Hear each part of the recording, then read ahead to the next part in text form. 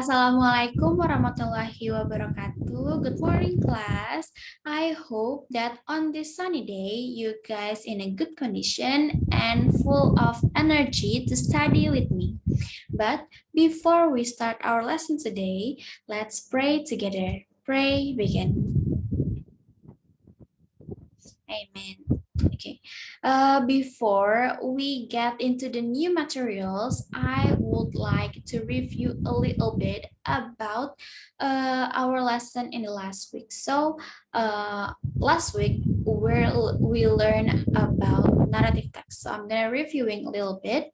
So, narrative text is a written story that we usually found in fairy tales, folklore, and other fiction story, which is where this story is to entertain the readers.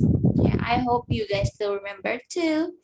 And after we reviewing about narrative text, kita kali ini akan belajar nggak jauh beda sama narrative text, masih tentang karangan-karangan juga, yaitu kita akan belajar tentang recount text.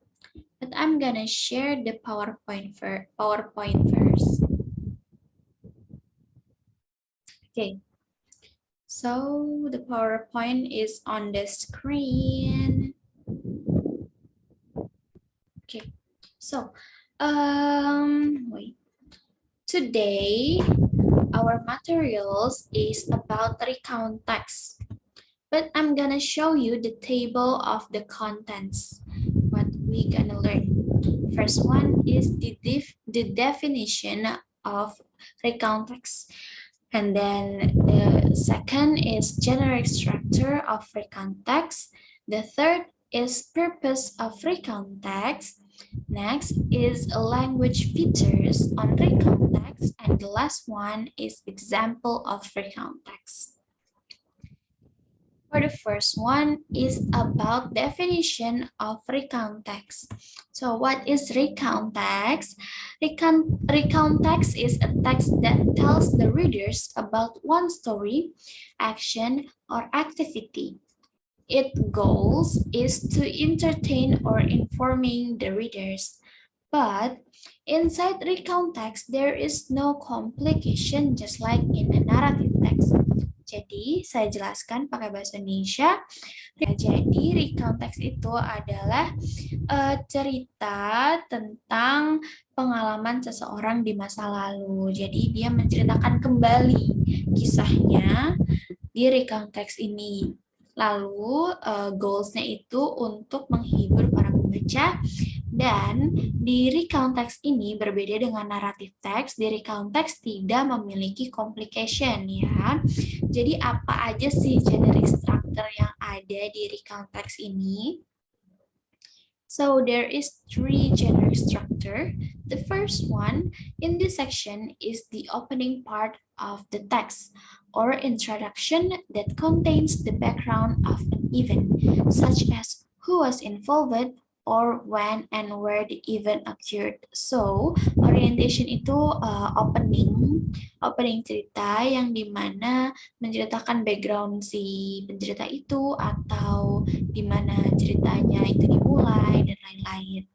Lalu next ada events. In this section, event is the body of the text that contains a series of sequential events experienced by the author. So, event ini adalah isi dari ceritanya yang dimana ceritanya itu berurutan ya. Contohnya seperti saya ingin menceritakan tentang liburan saya di pantai nih. Jadi di events ini, di isi ini, saya menceritakan mulai dari saya preparing barang-barang bawaan untuk ke pantai, lalu perjalanannya di pantai, perjalanan saya ke pantai naik apa, lalu di pantainya saya ngapain aja sampai pulang dari pantai gitu. Itu adalah events. And the last one is the orientation. So orientation is the closing of the text that contains the outer conclusion, message, impression, or feelings for the events experience. Jadi orientation itu penutup kita ulang. Orientation adalah opening, events adalah isi cerita, lalu yang terakhir reorientation adalah penutup cerita yang dimana ada conclusion-nya, terus feelings, sama impression-nya tentang cerita dia. Next adalah purpose of free context. So the purpose of free context is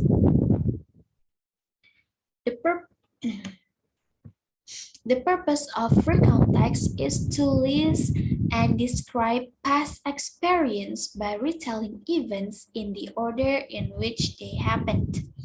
Recounts are written to retell events with the purpose of either informing or entertain their audience.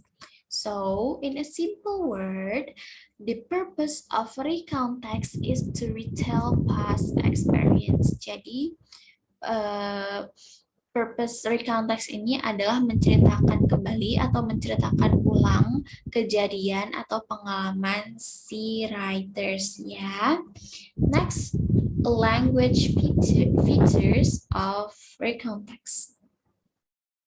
So, in recount text, we use simple past tense because recount text is a past story or past experience. So, if the past, we must use simple past tense. And then the second one is adverb of time. Adverb of time ini adalah penjelasan waktu dalam cerita. Biasanya ada penjelasan waktu kan, seperti yesterday, last week, last month, an hour ago, or maybe a year ago. And then the last one is adverb of sequence. Adverb of sequence ini adalah kata sambung ya. Contohnya seperti first, then, after that, at last, and finally.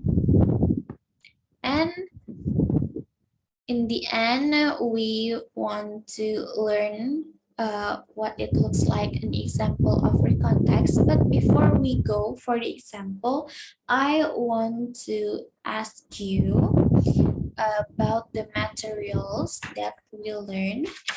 So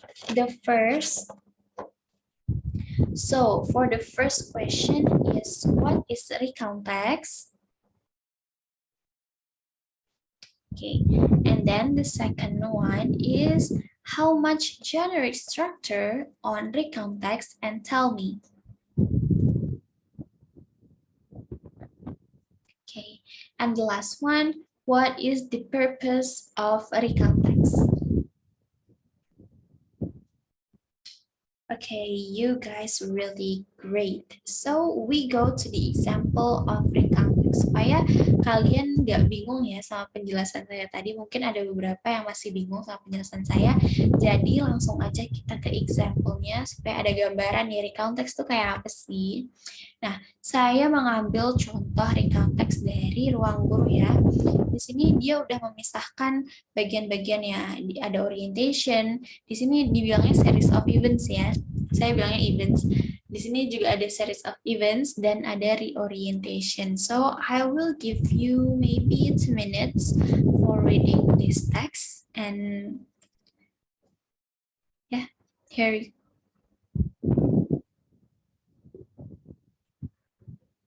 Oke, I think that's enough. Kita akan membahas contoh recount text ini.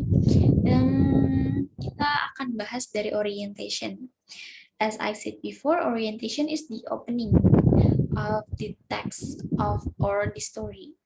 Yang dimana menceritakan tentang si penulis ini mau ngapain sih di ceritanya itu. So, di orientation ini dia penulis menceritakan tentang first marathon contest-nya.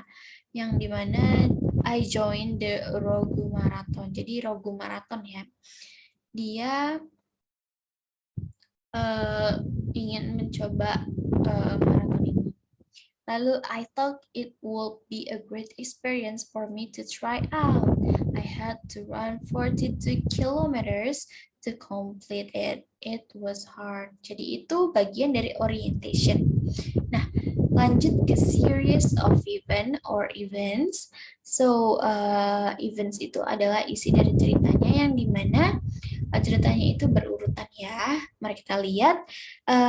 Dia pada teks ini uh, kalimat pertamanya adalah first, I wake up very early in the morning because the marathon start at 7 a.m.